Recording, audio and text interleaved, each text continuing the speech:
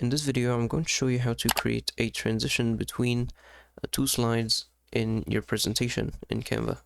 So here I have my presentation and I want to add a transition between these first two slides. The first method to do this is to hover between those two slides, and then you'll see a add transition button.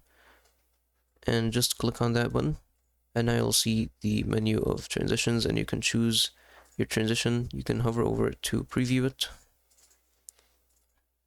And the second method to reach this is to click on the first slide and then click on the three buttons on the top right of it, and then you'll see this drop down, and then just click on add transition, and this will get you to the same place.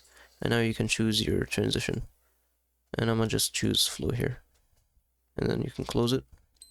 And then if you ever wanted to change this transition, you'll see that there is a transition icon.